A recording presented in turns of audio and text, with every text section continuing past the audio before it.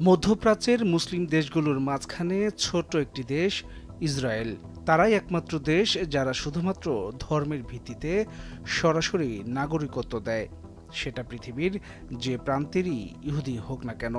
৭৫ বছরে বিজ্ঞান, প্রযুক্তি, অর্থনীতি বা সামরিক দিক দিয়ে বিশ্বে একটা শক্ত অবস্থান তৈরি করেছে ইসরায়েল। এটা সম্ভব হওয়ার পেছনে কাজ করেছে জ্ঞান বিজ্ঞান, সামরিক ও প্রযুক্তির বিকাশ, নেতৃত্বের পাশাপাশি ব্রিটেন, ফ্রান্স ও আমেরিকার সমর্থন। প্রথম বিশ্বযুদ্ধের পর ফিলিস্তিন অঞ্চলে উপনিবেশ গড়েছিল ব্রিটিশরা। ফ্রান্সও এর মাঝে ছিল, যদিও এই অঞ্চলটি সমঝোতার ভিত্তিতে ব্রিটেন শাসন করে। তখন থেকেই বিশ্বের বিভিন্ন দেশ থেকে ইহুদিরা দলে দলে আসতে থাকে ফিলিস্তিনের ভূখণ্ডে। হ্যারি এস ট্রুম্যান ১৯৪৬ সালেই আমেরিকার প্রেসিডেন্ট হওয়ার পরপরই ইহুদি রাষ্ট্রের ব্যাপারে তার সমর্থন ঘোষণা করেন, আর ১৯৪৮ সালে ইসরায়েল রাষ্ট্র ঘোষণা করা হয়।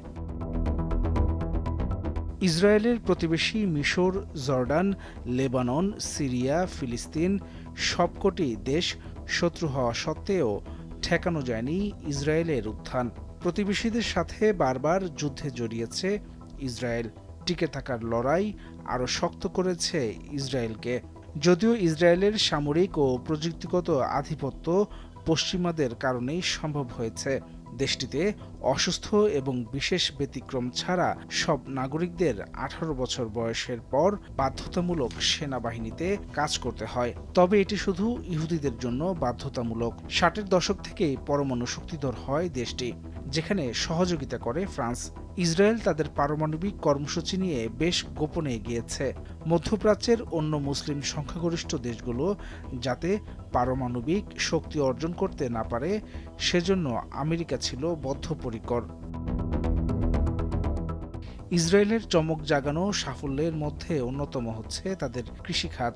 অত্যাধুনিক সেচ ব্যবস্থাপনার মাধ্যমে মরুভূমিতে নানা ধরনের শস্য ফলানোর সাফল্য দেখিয়েছে দেশটি। কেবল ফুড প্রসেসিং শিল্প থেকে ২০২০ সালে আয় করে $১৯ বিলিয়ন। এছাড়াও অত্যাধুনিক প্রযুক্তির দিক থেকে ইসরায়েলের প্রভাব রয়েছে।